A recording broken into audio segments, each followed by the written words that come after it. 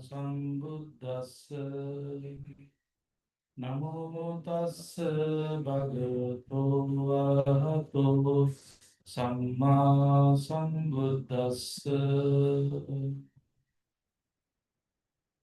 Good evening, dear friends in Dhamma. You ready to start our QnA?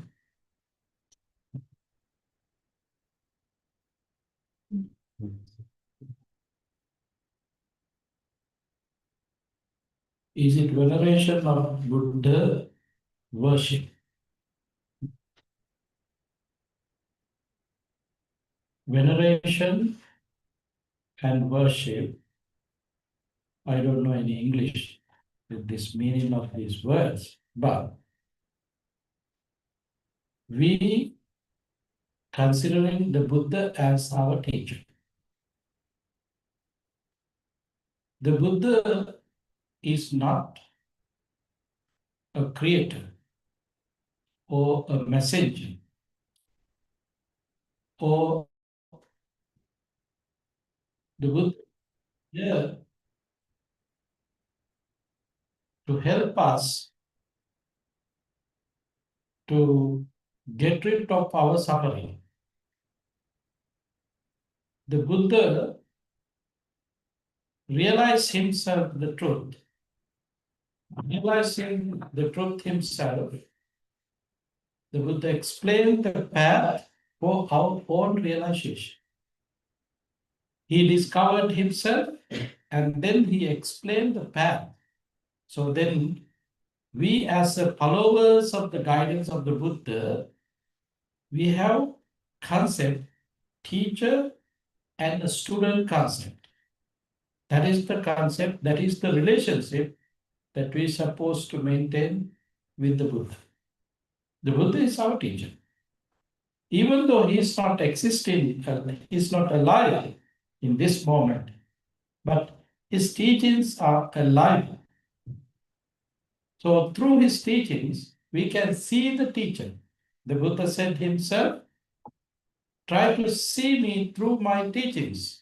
Through my teachings means the Buddha's explanations about the truth, universal truth. So we are trying to see the Buddha through the teachings of him. So we are not supposed to develop blind faith of the Buddha. It is useless. Developing blind faith of the Buddha, you can't get nothing. So then you have to realize the nature of that Buddhahood, even though the person is not existing, not alive anymore, but through the teachings, we can see the qualities of the Buddha. So therefore, the Buddha, not the person, the qualities are role model for us. We are applying the teachings of the Buddha to experience that inner peace, what Buddha experienced himself. To experience the discovery, what discovered by the Buddha.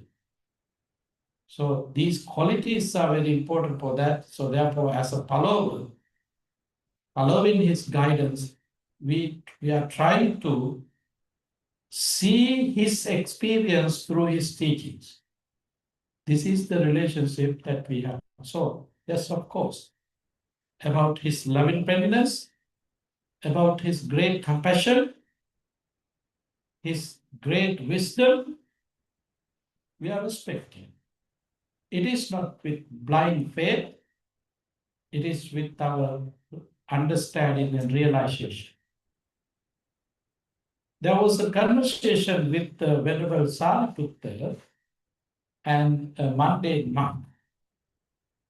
They both were having a conversation about the qualities of the Buddha. So then that mundane monk was asking from Venerable Sariputta, Venerable Sir, are you believe about these, the Buddha's qualities? So then the Venerable Sariputta replied, no, I don't believe. So he was shocked. The chief disciples of the Buddha directly said, I don't believe about these qualities. What does it mean? There is nothing to believe for me. I know it. I already realized it. These are truth. So therefore, through realization, there is nothing to develop faith. Worship happening with blind faith. Veneration or respect is coming through your realization. You are respecting someone because of that person's quality. That qualities are experiencing yourself through his teaching. Not someone else told me about him. That is faith. You are experiencing, yes, these qualities are great. So therefore, thinking about that greatness, you have kind of thoughts there. That is veneration. That is respecting. So we respect the Buddha. We don't worship him. Through the activities, you can say, okay, he's worshipping the Buddha. But really, we are respecting the Buddha. Because through blind faith, there is nothing to do according to the teachings of the Buddha. The Buddha said, Akkadipa bhikkave atmasaranam ma anam saranam.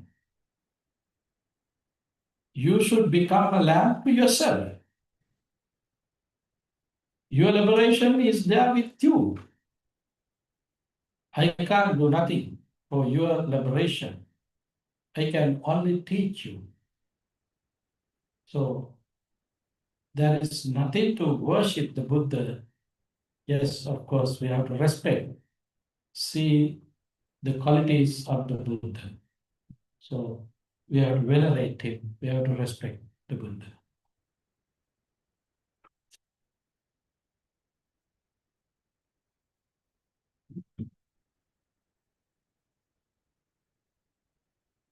How does a small is beautiful relate to right livelihood? Yes. We have very limited time to live. Even though we are thinking, oh, I can live 80, 90, 100, 120, but comparing with other realms, this human life is very short. Is very short. So think about if someone living 80 years means what he had done for 40 years, he had been sleeping 40 years. That's the main thing done by him, living 80 years mean. So then 40 years, during that 40 years, is the time that you have to go to school, you have to learn, and you have to practice, you have to do other mundane works. All these things we have to do during that 40 years period. So we have very limited time to live. So therefore, to manage our time, to manage our duties and responsibilities, yes, of course, you have to be mindful. What are the things that I can do? So be gentle, humble, obedient. All these qualities are very important there to have a few duties, few responsibilities. In Karadiametta Sutta, if someone willing to achieve the highest liberation, they're supposed to have these qualities. It does not mention about only people who are willing to attain enlightenment, even if they are willing to achieve any mundane goals, so they should have these qualities. Contentment, easy to support with duties, all these qualities are very important. So therefore, to manage your time, to manage your life, to manage your all mundane activities, duties, responsibilities, obligations, better to stay with the limited duties and responsibilities, which is very supportive. but it is not easy. It is not easy. Why? To come to that level, you have to develop your mind. Because we are slave to our mind and thoughts. How much things that we have, we are not satisfied with these things. For example, these are mundane example. One day I was invited by one of the Buddhist devotees to do housewarming. So then they just move into the place. They were arranging things. There were bunches of boxes, maybe 20, 30 boxes were there. So then in our conversation, he was telling, but these boxes, 90% of these boxes are cloth of my wife.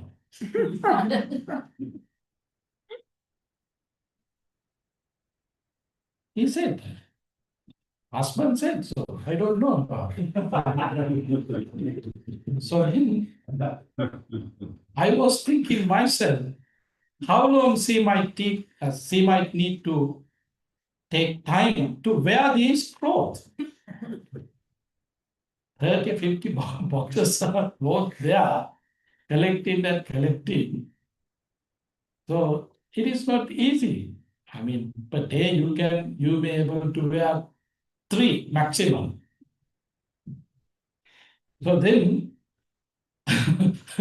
how many clothes that you can use per week? But we don't think about that. We don't count it. That's why the Buddha said 3 robes enough for monks. For what? We have a very important goal in our life. To achieve that goal, we have to manage these resources, not to driving with our desire. Desire, unlimited. Time and the resources are limited. Desire is unlimited. So therefore, you can't satisfy with these things with this limited time and limited materials, this unlimited desire. That's why we have to be simple. We have to be with pure duties. Okay.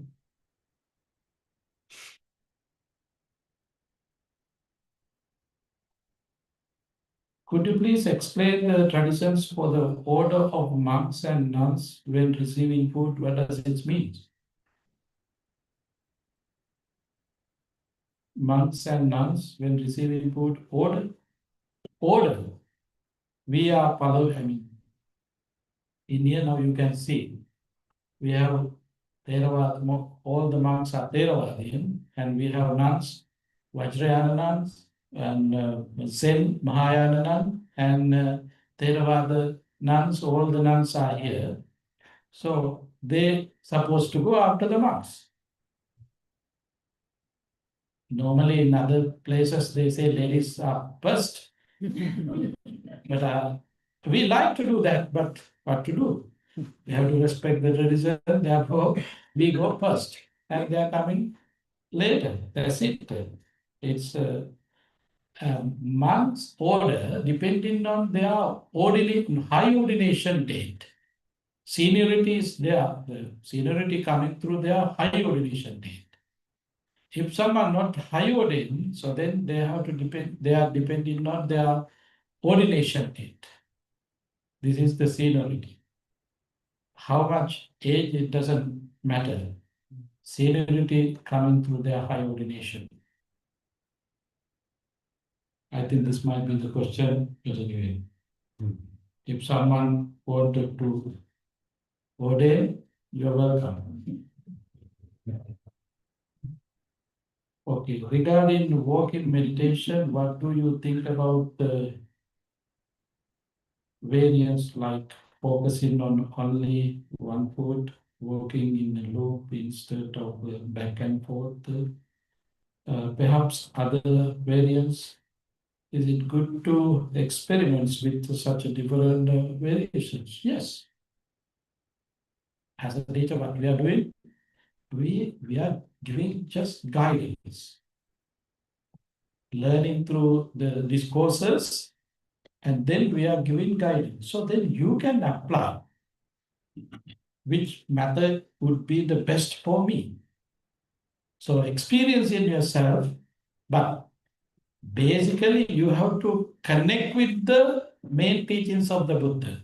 But you can apply many things together. For example, while you are practicing walking meditation, you can practice metta. You can practice death awareness. You can practice Buddhanussati. You can practice Anapanasati. It doesn't matter. It's up to you.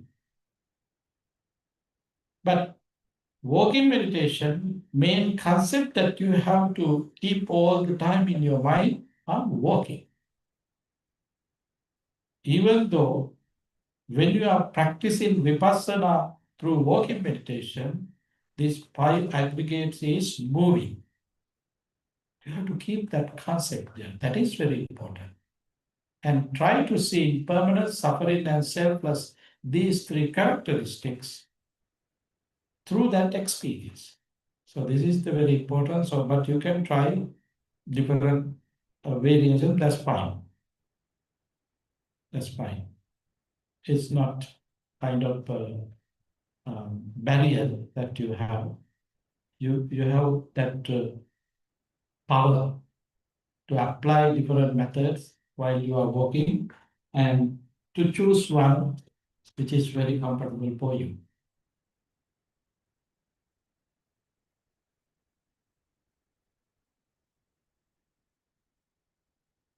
While in meditation, should we also let go of wholesome thoughts like gratitude? Yes. Because if it is not your meditation object, so then why you are keeping even that is wholesome?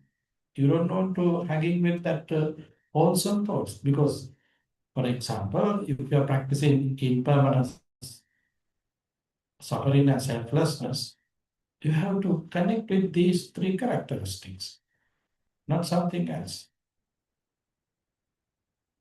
And while you are practicing Buddhanussati, so then you have to stay with that meaning, what you are doing. You are recollecting the qualities of the Buddha. You are not recollecting the others' qualities. If you are recollecting Buddha's qualities, so then stay with Buddha's qualities. Yes, even though positive thoughts might arise in your mind, you know, there are something which we call Vanchanika Dhamma. Vanchanika Dhamma, cheat in your mind. Your defilements are arising to bother your meditation in different ways. Sometimes it's coming as wholesome thing.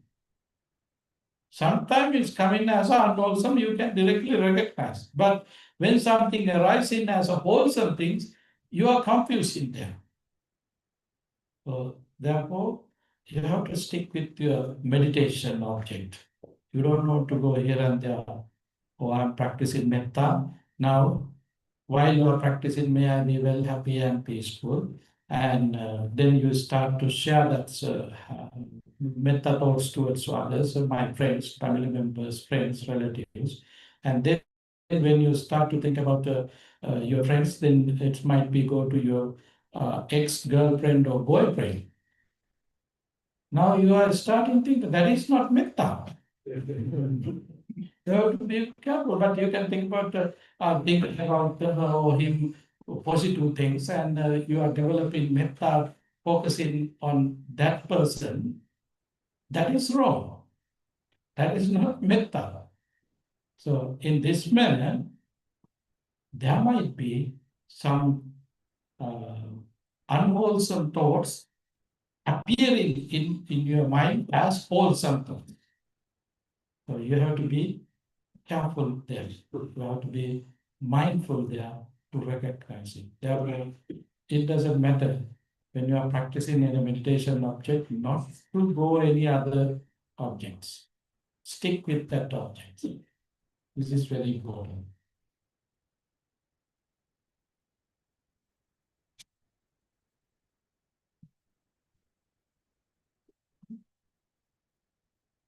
Regarding Samma Jiva, what teachings will be useful when dealing with the rude boss or client? Yes. I would like to share a story. One day he told me this story. There was a meditation center. I think that was located in England somewhere. So in that meditation center, everybody were very happy, practicing well, no complaint. Somehow there was a resident, layperson, who came to stay with in that meditation center. Nobody liked him. Nobody liked him. So everybody made complaint to the abbot about this person, but the abbot did not want to let him go. He did basically he don't want to fire him. Somehow all the residents were complaining. All the residents who were there, they don't like him. They have kind of complained each and every moment about that person. That much good person. That's why all are complaining about it. Somehow, living with this audience, that person was very uncomfortable. He was thinking himself, oh, nobody liked me. Nobody liked me. Everybody were complaining about me. So staying here in this meditation center, kind of uncomfortable thing for myself. So I don't want to continue this life. Better to leave from the meditation center. He was thinking somehow one day all the monks went out for something, and then on the way back, that person had been leaving from the center. The priest, abbot, was searching him and couldn't find. And then the abbot asked another residents to go and find him. Everybody was surprised there. And then asking from him, the abbot, what? Everybody were complaining about him. Why you want to invite him to back and stay here in the meditation center? Nobody liked him. But then when the priest said, don't worry, let him to come, send a message, ask him to come back and stay here. Then somehow somebody was able to find him and took him to the center. And there was a meeting, and in the meeting, the priest, high priest, was inviting him, okay, don't go anywhere, you stay here. I will pay for you. Everybody was surprised. Nobody liked him, but the abbot is asking, and now he is ready to pay for him even.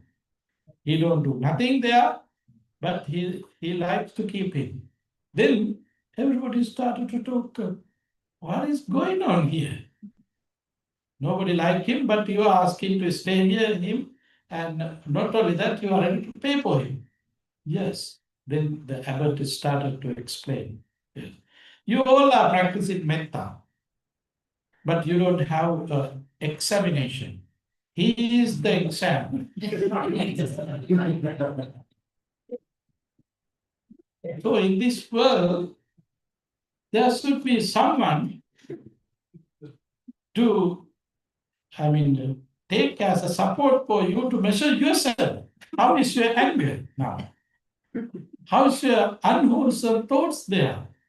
So therefore, if you have kind of boss or co-worker who is rude, that is the best opportunity to show your human qualities, to measure your human qualities, your loving kindness, compassion, sympathetic tone, and equanimity. So this is a wonderful opportunity, but you have to be careful. Even myself, I don't like to stay with the rude people. Sometimes I have to take, I'm making some decisions to fire some residents here. Some of, I always asking Jeff to maintain a blacklist also. So this is the way how we are living. This is a wonderful opportunity for us. We check ourselves. Did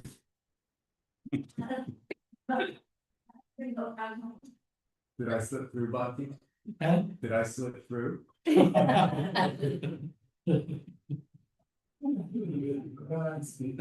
these are secret.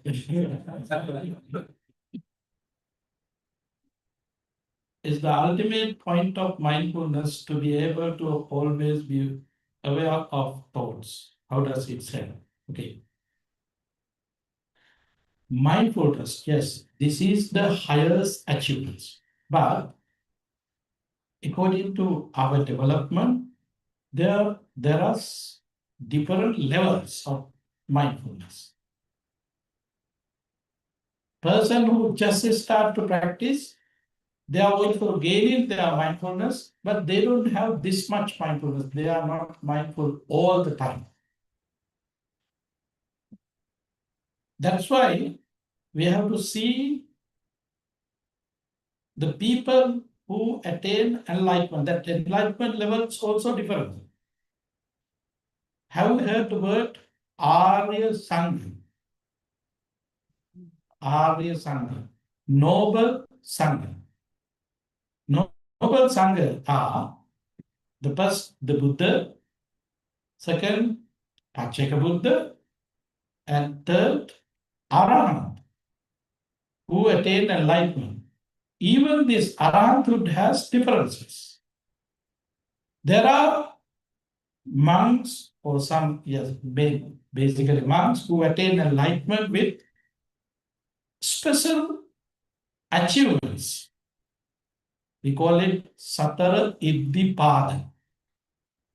They have special qualities that they already developed. Their enlightenment is different. Their abilities are different. Their skills are different. But Arahantship is Arahantship. There's no difference with the enlightenment. But their abilities are different. So their mindfulness is greater than other enlightened ones. So there are beings who attain Sotapanna, Magga, Pala. Sotapanna Magga, someone on the way to attain Sotapanna, someone already experienced in Sotapanna. Sakadagami Magga, Sakadagami Pala. Anagami Magga, Anagami Pala. Arahant Magga, Arahant Pala. It means someone already on the way, someone already experiencing.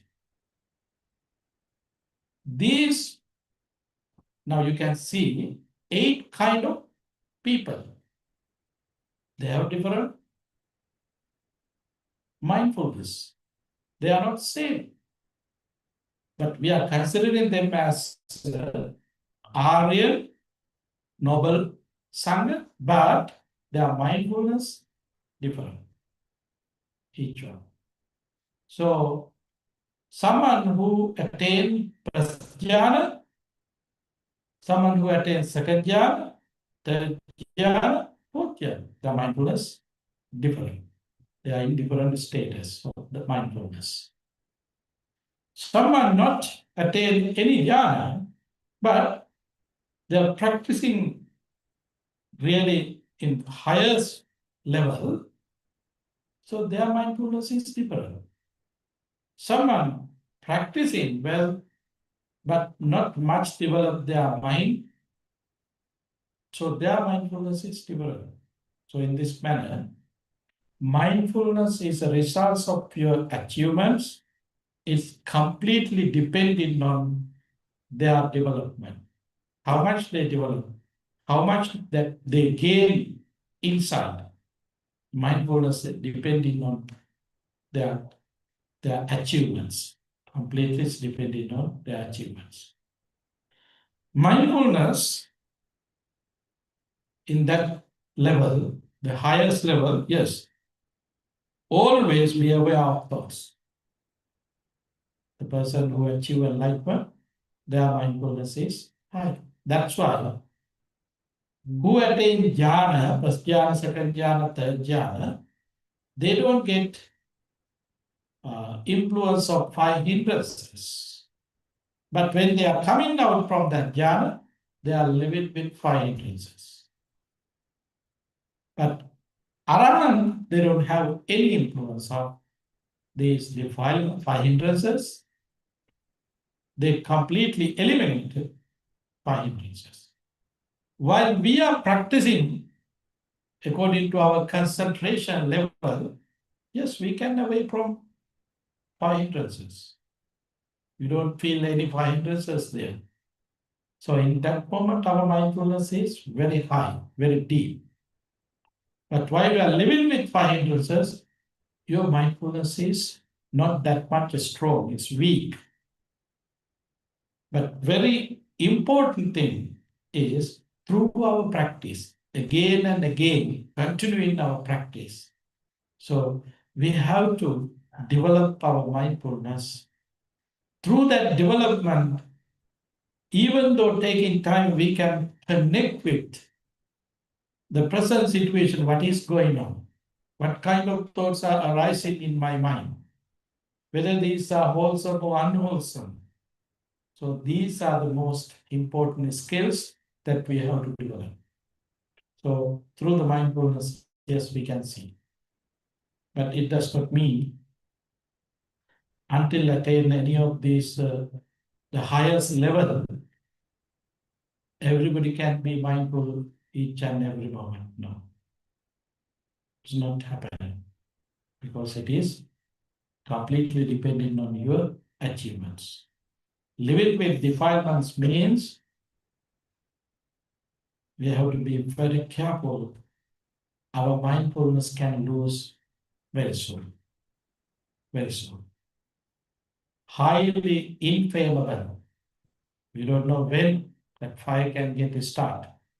That's why in Aditya Pariyaya Sutta Buddha said, eye is burning, tongue is burning, nose is burning, ears are burning, whole body is burning. Your mind also burning. Why? We are living with defilements.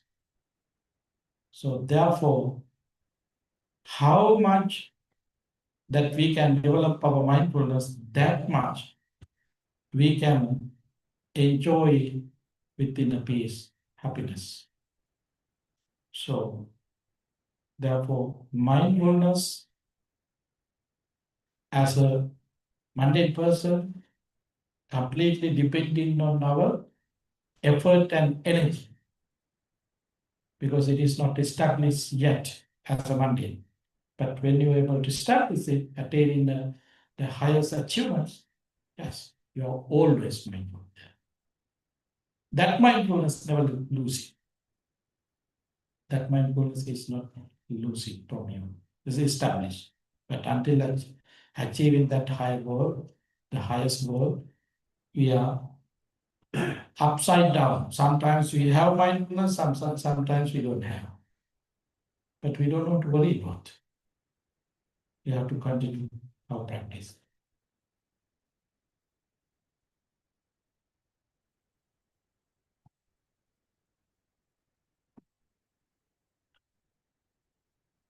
how do concentration, mindfulness, and equanimity works together?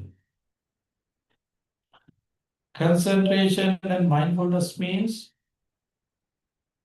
achievements. Equanimity is the results of that achievements. When you achieve some higher goal like mindfulness and concentration, your equanimity is higher. Not only equanimity, even your loving kindness, compassion, sympathetic joy, all these qualities are very high. So in that situation, you don't have any judgment there. You are free from all the previous experience. So that's why you have higher equanimous situations there in your mind. But we, as a Monday, not in that level. That's why sometimes years ago, maybe 30, 40 years ago, somebody had used bad word for us. Still we have that words and the person in our mind. He says these words for me when I was in kindergarten. Still keeping that thoughts in your mind, you are developing your unwholesome thoughts. You don't have any, compassion, sympathetic, joy, loving kindness, and equanimity for that person. If there is something happen with that person again, you ready to revenge there. You ready to take an opportunity to do some harmful things to that person. So this is the mundane level. But in the person who attained enlightenment, they don't have any difference there. That's why Devadatta was there with the Buddha.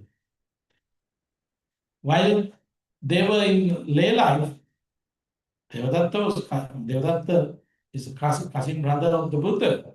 They were playing together. Always Devadatta making trouble to Siddhartha. Always.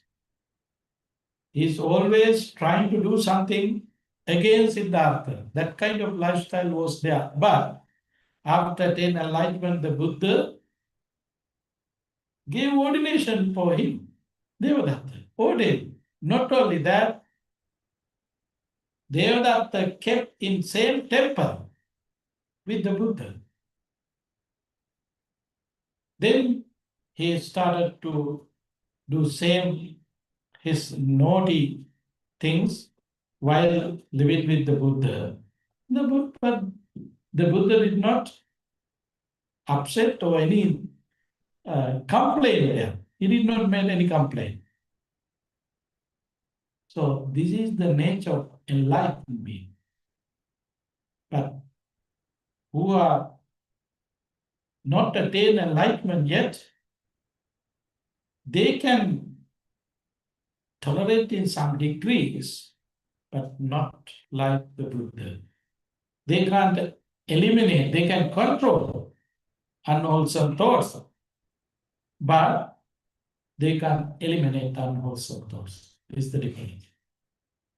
So therefore, mindfulness concentration is the achievements. Through that achievements, yes, we can develop our equanimity, loving kindness, compassion, sympathy, joy, all these qualities.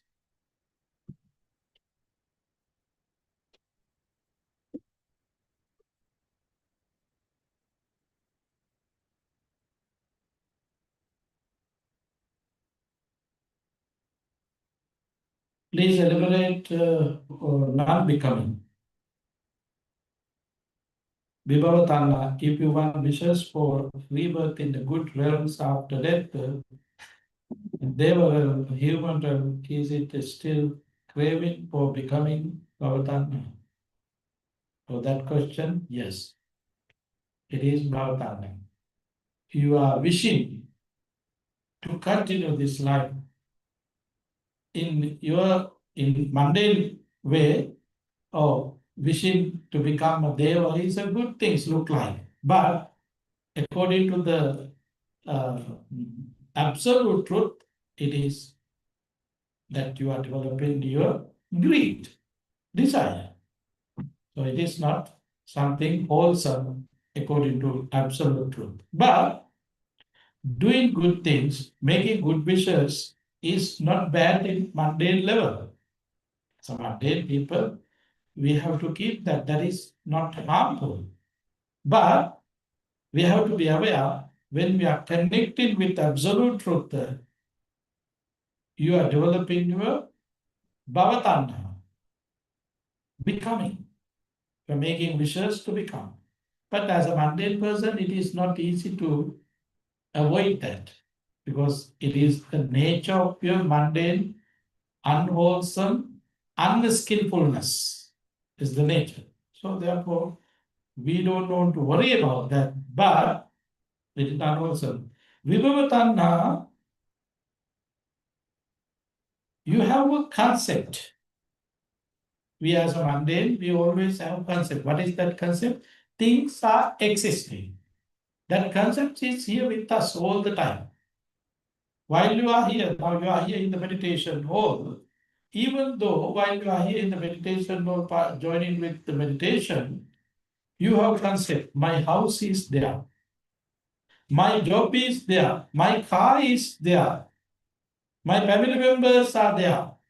All these concepts are there. What is this? This is a result of your ignorance and desire. Ignorance and desire. So it is part of bhavatanha. In grassroots level, it is part of bhavatanha. Being in this moment, now you are making wishes, okay, I want to go back to home. Tomorrow is the happy day. I'm going back to my home. You are wishing to continue. This is also bhavatanha. You are asking continuation. Why you have these thoughts? Because of ignorance and desire. Ignorance and desire. So then in the great level, oh, now I am practicing, I'm observing precepts, I'm meditating, I'm practicing generosity. So I would like to have in my next life, I want to go to Tusita realms. I want to go to Brahma realm. So that's why I'm observing precepts now. That's why I'm practicing generosity. So this is bhavatanha, part of bhavatanha. In against this one, that is vibhavatanha. No. I don't want to come to this world. I don't want to rebirth, become. You're making wishes every time. That is vibhavatanha. So bhavatanha is a continuation. You are making wishes not to continue. That is vibhavatanha.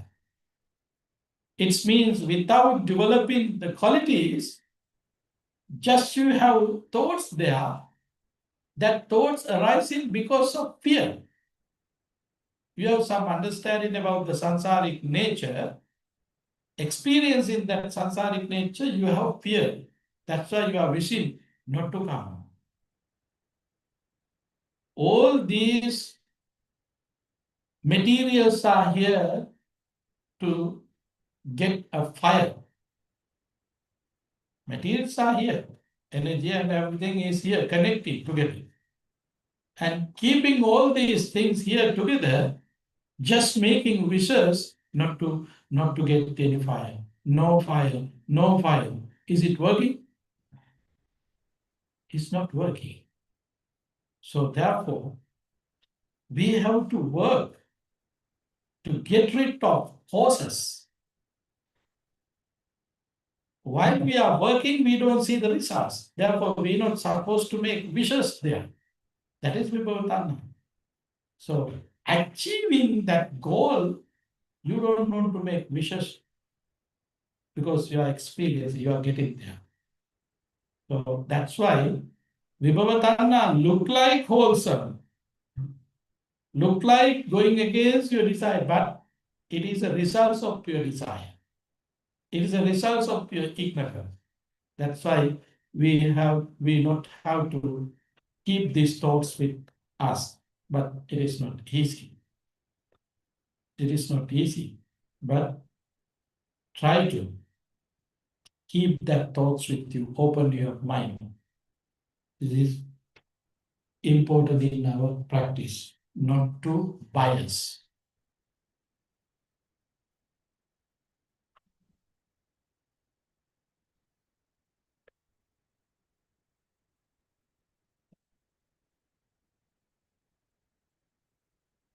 With understanding of not self, I would like understanding of how a bodhisattva returns.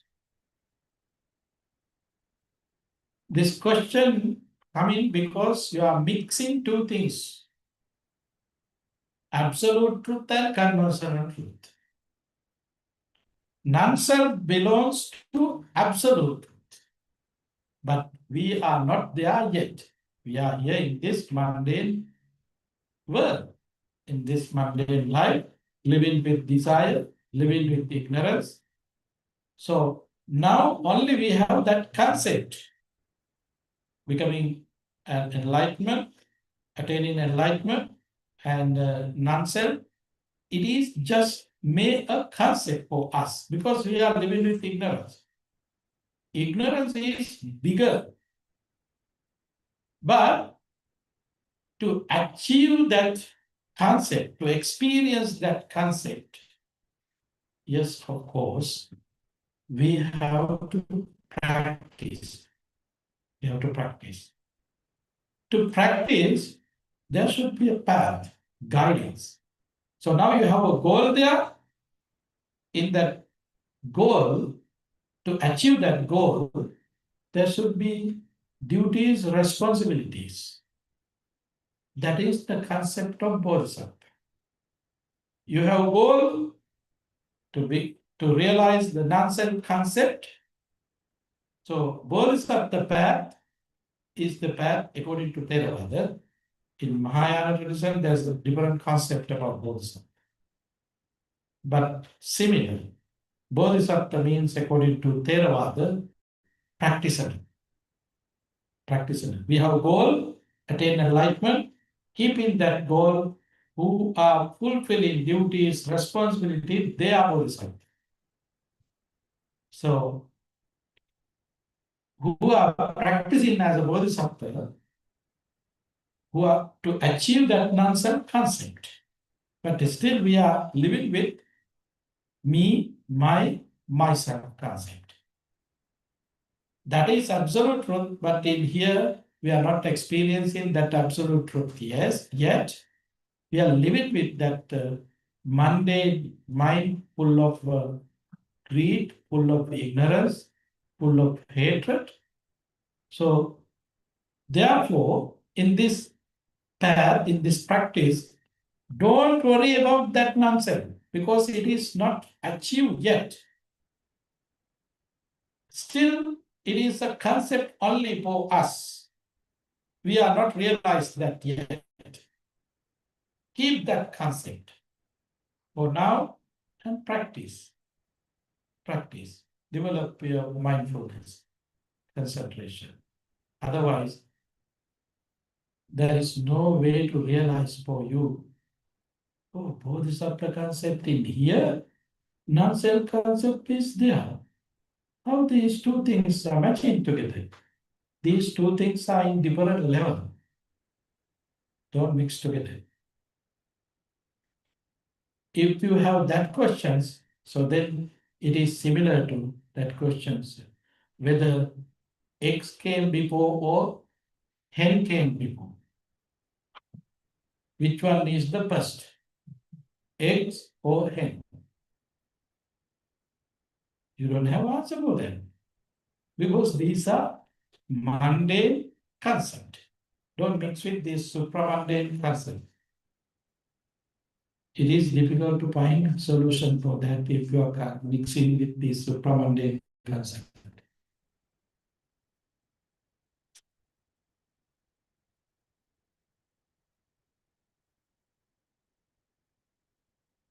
If you can hear and see spirit,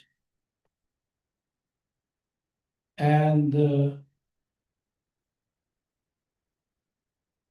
remains of the dead is this is delusion. And if it is delusions, how do you work with it or through it?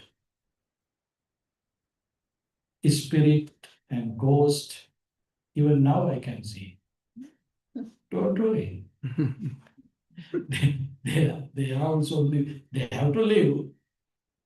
Why we want to disturb them? They are not going to disturb us.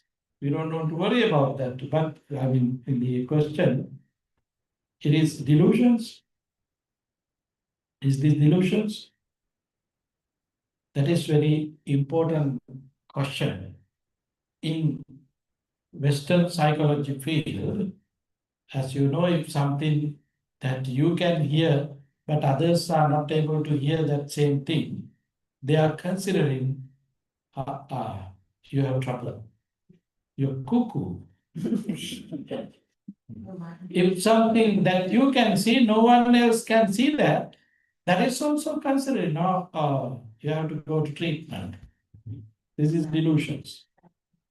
But actually, there are some research. There are some. Because in this world that we know, what we call that 3D, 4D, all these dimensions are there. Our capacity is different, but there would be rare people who has that capacity. So they can see different things. That is not delusion. But unfortunately, in the world, in this particularly with the Western psychiatry field, they don't have measurements about those things. So they are considering that person needs some treatment. There are people who can see some sounds. There are people who can talk to, but there are people really, they are sick. That is something else. But there would be very rare cases.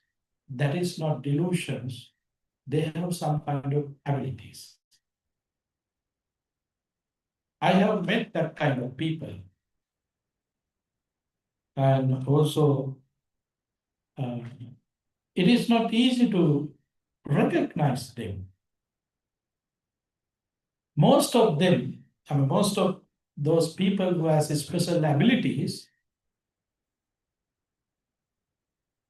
are not able to prove things that they hear. That is the main issue. That is the main issue. So therefore, everybody are not in that psychiatry situations who says, I can hear something, I feel something different, someone talking to me, and these kind of things are there, but you have to be very careful with that. If there is something happening for you, please come and meet me and I can guide you.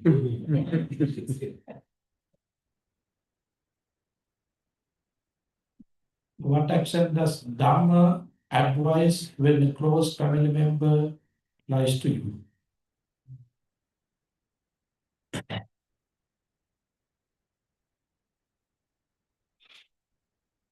I don't know about Dhamma advice, but I can give my advice.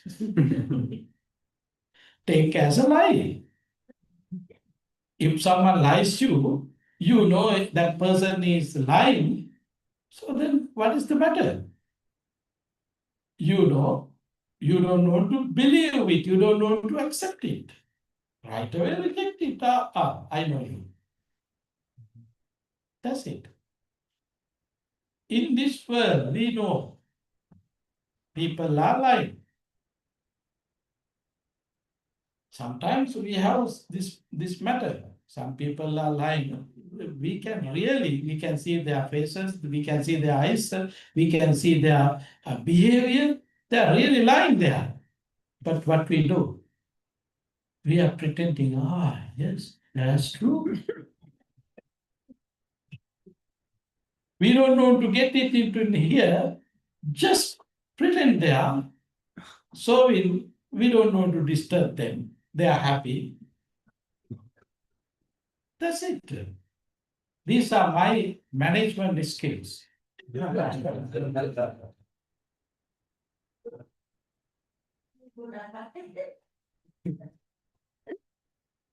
So, being in a temple, many times we have this experience, that is true. But the thing is, we have to be compassionate there. This poor guy is trying to lie and cheat me, but it is not happening. I have my compassion for you. You have to pay for it. I can't do nothing there. You have to pay for it. I can't do. You don't want to involve with that. You don't want to get his bad karma. Let him to keep his bad karma with him. That is good.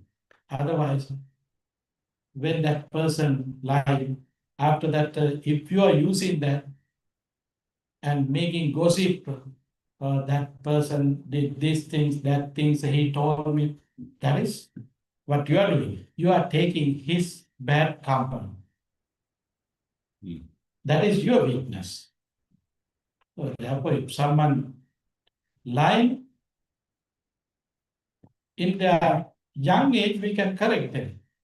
If little one doing that in front of you, you can correct them. You can ask them not to do it. Don't do. I know you are lying. Don't do that. But as an adult, if someone lying, so if you're going to say so, it might be ending with a kind of fight. You don't want to get that one. Just listen to him. You know it is lying. And you don't want to be upset there. And you don't want to take his unwholesome results. Let him to enjoy that with that unwholesome results. Why did the Buddha only say 5 precepts for lay people? Why not 8 precepts for lay people? Who said so? The Buddha never said that. 5 precepts for lay people, 8 precepts for another time. The Buddha never said. What Buddha said? Sabbada sila sampanno panyava susamahito aradha viryo vitatta. I'm enjoying repeating myself. Okay, that's why I'm using Pali. Don't be upset. I want to show you I know Pali. Sabbada sila sampanno. You have to be spiritual all the time. The Buddha did not mention you have to observe 5 precepts there. But these are the excuses that we made. Oh, no. I'm a lay person. I want to observe only 5 precepts. Living in lay life, it is impossible to keep 8 precepts. These are the creations of this mundane world. But it is not bad because, as you know, 8 precepts is impossible to keep with as a lay persons. We don't want to make extra burdens for you. That's why we are always asking when you are leaving from Bhavana, please observe 5 precepts. The Buddha's advice, you have to observe precepts all the time. That is the Buddha's advice. The Buddha did not mention. And also keep in your mind, 5 precepts not introduced by the Buddha. 5 precepts was there. When the Buddha is coming to this world, the 5 precepts was there. Not only even 5 precepts, 8 precepts also, I think so, because according to the Buddha's life story, the day that Prince Siddhartha came to womb to his mother Mahamaya, she was practicing, observing Uposatha. Uposatha means 8 precepts or 10 precepts. This means that tradition was there. But Buddha did, the things that was there in that culture, Buddha accepted all these things. Okay, these are very good traditions. So why we are not applying? Because truth is truth. There is nothing to claim Hindu truth, Buddhist truth, Catholic truth, Islam truth. You can't claim like that. Truth is truth. So therefore, if there is something related to that truth, the Buddha accept all these things and then Buddha introduce into the practitioners and his followers. Five precepts, I mean, we as a human beings, we really have a duty to keep our human nature. Without five precepts, who can keep that human nature? No one. So humanity, when we are talking about humanity, then we have to talk about five precepts. That's why five precepts we call as an eternal precepts. Sambhada. You can't change it. You can't go beyond lower than that 5%. That is the minimum level that you can practice. So 5 precepts is the base for not just only Buddhists, all human beings. If you are not human beings, then you can't talk about 5 precepts. If you are human beings, yes, 5 precepts is the base, not just only Buddhism.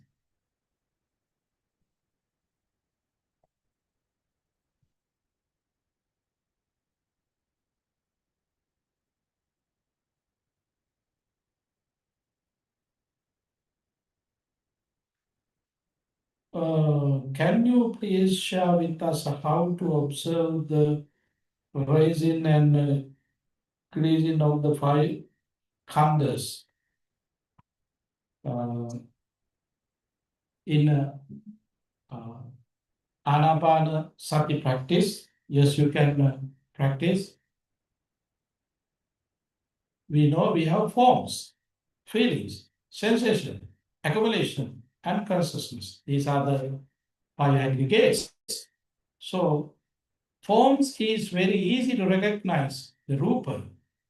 You can touch it, you can move it, but feeling you can touch through your mind. You can recognize feeling. And accumulations also. I mean, outside there are things. These are also accumulations, the results of accumulations. That's why you have label for that as accumulation. And perceptions, concepts, all these are coming through our aggregates. So through these things, we can recognize these things. So recognizing at that moment, we can see, oh, this is also rising and falling. At that moment, it is there, but it is not continuing. It is ending. It is departing. Feeling arising in your mind and departing. Concepts, ideas, thoughts are arising in your mind and vanishing. Accumulations are there, sankhara, arising and vanishing. This is the way how you can see impermanence of these 5 aggregates. Because all these are, that's why I use Anapanasati technique. All these are depending on our breath. When you're able to recognize the breath is impermanent, is rising and falling, it is not something existing. So through that knowledge and experience, you can recognize these 5 aggregates also depending on that breath, which is impermanent, full of suffering and selfless. So then it is the nature of the breath. So then which is depending on the breath, that nature also same. This is the way how you can develop that, these 3 characteristics through your interests, aggregates.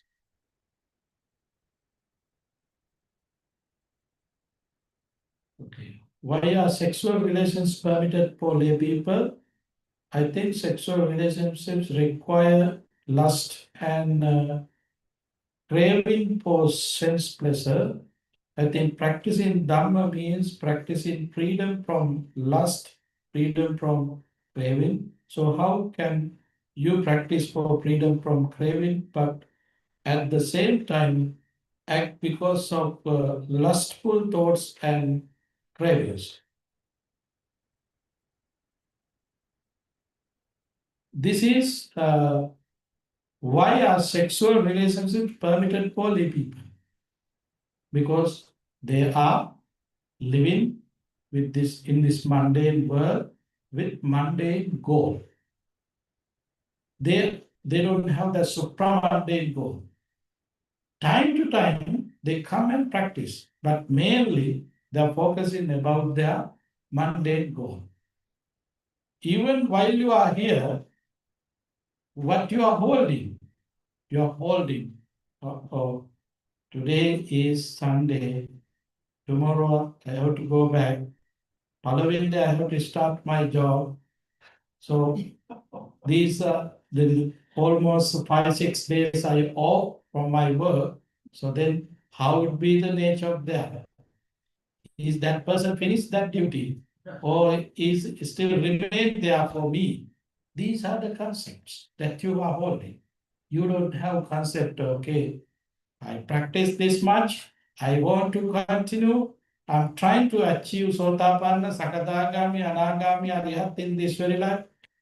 That goals are not keeping with mundane life. But sometimes you can say so. That's why in mundane life, you can give priority for your mundane goals and keeping that ethics with you. What are the ethics? As I mentioned yesterday, not to misuse your sensual pleasure. Enjoy that sensual pleasure, but you're not supposed to misuse it. That is the way how you can be mindful there as a mundane person. So this sexual desire is very huge things. Until attaining enlightenment, even the Sotapanna, that person also have sexual desire. Sakadagami, that person also have. Anagami level, not something that you can recognize, but still that person also have sexual desire, sexual drivers. Attaining enlightenment, the Arahant, is the time that you can completely eliminate sexual desire. That much powerful that sexual desire is. That's why, as a mundane lay practitioner, you can enjoy with the sexual relationship. For example, if someone made any traditions, okay, as Buddhist follower, you're not supposed to have any sexual relationship. No one practice Buddhism.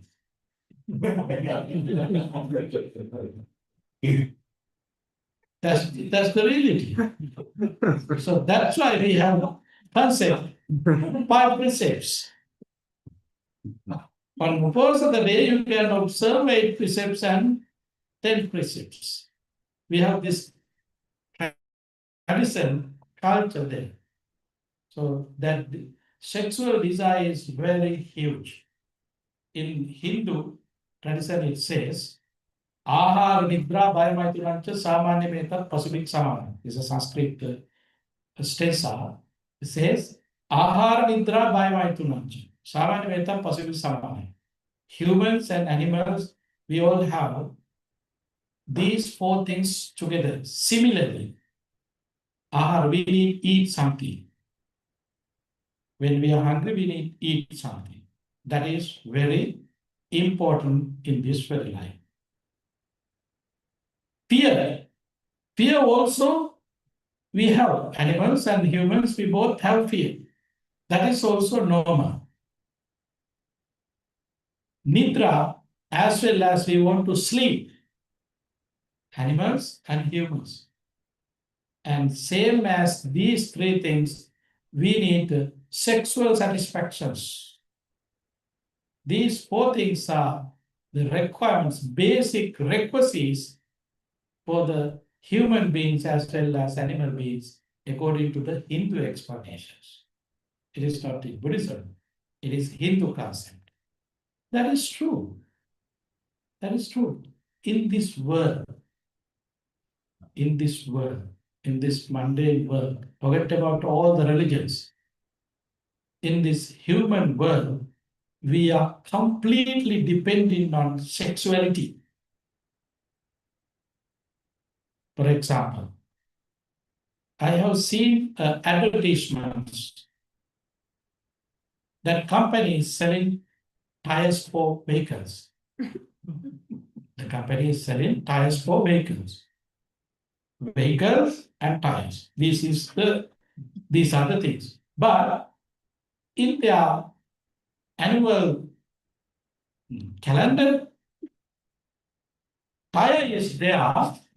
Top of the tire, there's a beautiful lady. What is the relationship? This beautiful lady representing mundane mind. They want to sell tires, not the lady. But they're showing lady to attract and to see it again and again. This is human weakness. This weakness, not only humans, even the animals. Animals, they have very deeper level. So that's why in this mundane world, if we say, as a Buddhist practitioner, you're not supposed to have any sexual relationship, no one ready to practice Buddhism. That's why the Buddha introduced 5 sex and not introduced, Buddha accept, and we made that tradition. Oh, as a lay follower, you can observe just 5 precepts. In 5 precepts, it says, abstain from sensual misconduct. You can enjoy with limits and boundaries. So this is the reason. I think practicing Dhamma means practicing freedom from lust, free from craving. Yes, when you start to practice, you can see the danger of that feelings. So seeing that nature, when someone not engaging with this relationship, so that they can be happy. Happiness is there arising. Okay, that is true.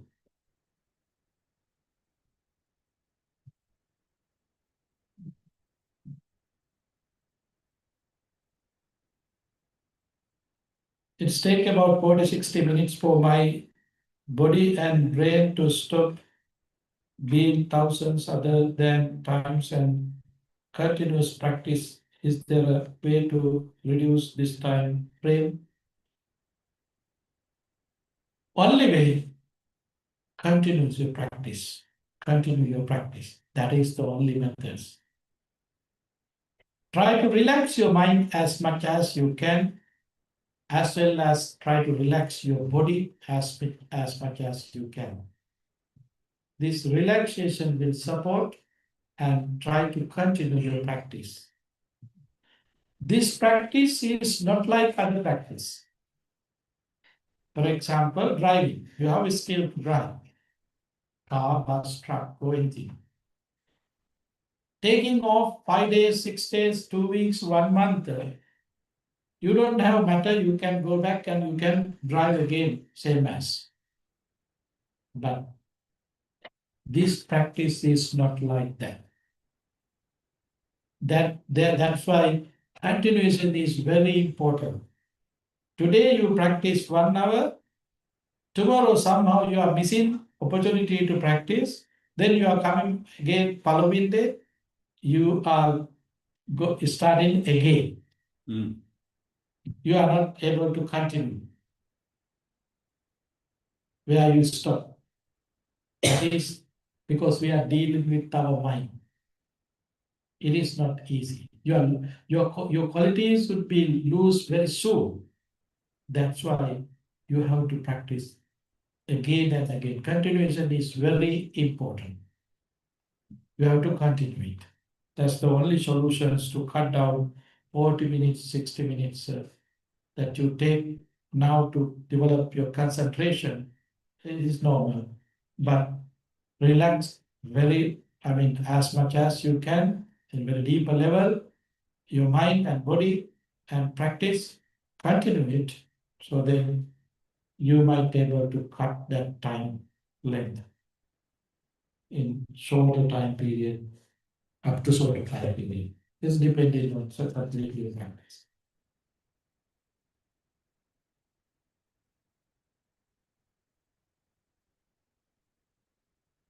Is abortion due to medical reasons such as birth defects?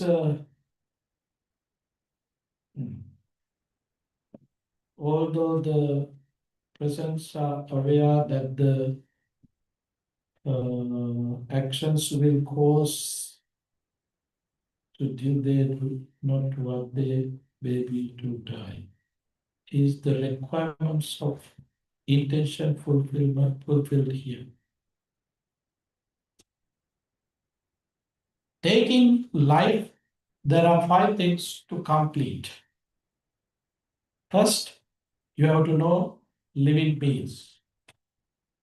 Second, you have to have thoughts to kill, to vanish, to delete that living beings. That's the second thing.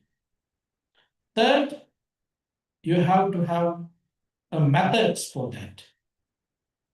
In fourth, that method should apply as a result of the method and the thought that you have that's supposed to come to final, end. It means delete or kill or anything happen. So through these things, you are completing killing. You are completing killing. So if you are not know whether there is living beings or not, that is something else. It is not complete in there. And you are not using any techniques to kill with wicked mind. They are also not you are involved in any killing.